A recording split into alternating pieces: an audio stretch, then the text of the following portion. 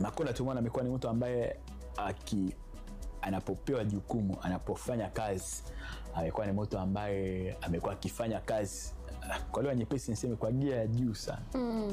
Yani field mtu wa field sana. Mtu wa field sana. Utendaji sana. Uko naona amekuwa akifanya na sio tu utendaji, lakini amekuwa akifanya kwa gia ya juu sana.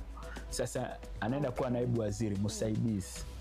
Uko naona na ukiangalia na hata mwana FA amekuwa akifanya kazi zake kwa usahihi, lakini katika namna ile ya tunaweza tukasema labda ni tofauti na Paul Makonda, kwamba yani silence modem labda naweza nikasema hivyo.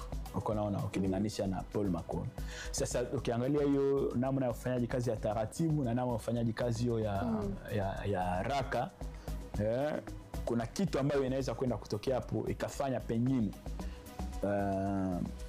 tasnia ya habari na hata sanaa tukaona ikipiga hatua kwa kiwango ya juu sana, ukiweka na ile hekima, maarifa na utulivu wa Profesa Palamagamba Kabudi pale juu yao.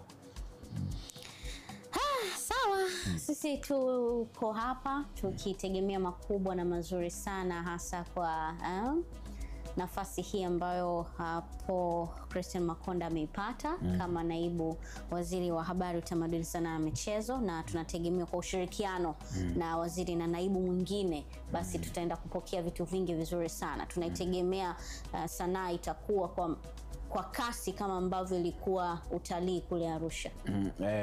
Kama naona Mavu aliweza kufanya akiwa mkuu wa mkoa. Na nakumbuka wakati ya oda ilitoka kwa Mheshimiwa Rais ila kufanye mkoa ya Arusha kwa sababu ni moja ya kitalii, basi kaukuze, kauendeleze utalii ya kule, na tuliona jinsi ambayo vitu zilikufanya kitu gani zilitokea. Kwa tunatamani mwenye habari huku vitu zikawa bora zaidi na zaidi. Na ukumbuke kwamba faida ya Wizara Maana ni msanii. Anajua changamoto zote za sanaa. Uko naona Paul Makonda ni mtu ambaye amekuwa ana urafiki mkubwa sana na vyombo za habari.